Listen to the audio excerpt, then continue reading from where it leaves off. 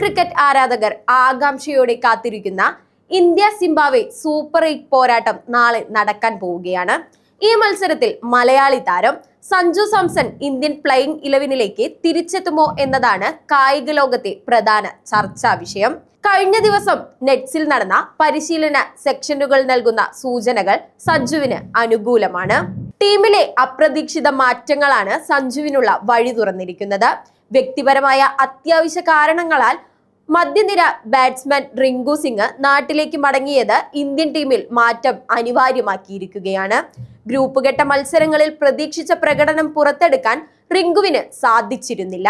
6-1, 11-6 എന്നിങ്ങനെയായിരുന്നു റിങ്കുവിന്റെ സ്കോറുകൾ. ദക്ഷിണാഫ്രിക്കയ്ക്കെതിരെ അഹമ്മദാബാദിൽ നടന്ന മത്സരത്തിൽ താരം 0-ന് പുറത്തായതും ടീം മാനേജ്മെന്റിനെ മാറ്റി ചിന്തിക്കാൻ പ്രേരിപ്പിക്കുന്നുണ്ട്.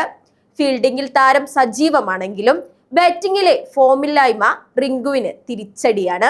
റിങ്കുവിന്റെ അസാന്നിധ്യത്തിൽ സഞ്ജു സാംസൺ ടീമിലെത്തിയാൽ അത് ഇന്ത്യൻ ടോപ്പ് ഓർഡറിലെ ഇടൻകയ്യന്മാരുടെ ആധിക്യം കുറയ്ക്കാൻ സഹായിക്കും. സഞ്ജുവിനെ ഉൾപ്പെടുത്തി സൂര്യകുമാർ യാദവിനെ 3-ാം നമ്പറിലേക്ക് മാറ്റുന്നതും ടീം പരിഗണിക്കുന്ന പ്രധാന ഓപ്ഷനുകളിൽ ഒന്നാണ്. കഴിഞ്ഞ ദിവസത്തെ പരിശീലന റിപ്പോർട്ടുകൾ പ്രകാരം സഞ്ജു സാംസൺ സെന്റർ വിക്കറ്റിൽ ദീർഘനേരം പരിശീലനം നടത്തിയിട്ടുണ്ട്.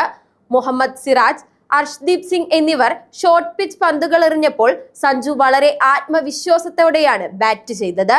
എന്നാൽ ഗുഡ് ലെങ്തിലെത്തിയ പന്തുകൾ നേരിടുന്നതിൽ താരം അല്പം ബുദ്ധിമുട്ടുന്നതായും നിരീക്ഷിക്കപ്പെട്ടു.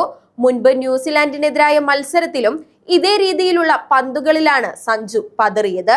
T20 ലോകകപ്പിൽ ആദ്യ മത്സരങ്ങളിൽ സഞ്ജുവിന് സ്ഥാനം ലഭിക്കാതെ പോയതിന്റെ ഒരു കാരണവും ഇതാണെന്ന് വിലയിരുത്തപ്പെടുന്നു. എങ്കിലും സ്പിന്നർമാരെ നേരിടുന്നതിൽ സഞ്ജു തന്റെ പഴയ പ്രതാപം വീണ്ടെടുത്തിട്ടുണ്ട്. വരുൺ ചക്രവർത്തി അടക്കമുള്ള സ്പിന്നർമാരെ നെറ്റ്സിൽ താരം അനായാസം നേരിട്ടു.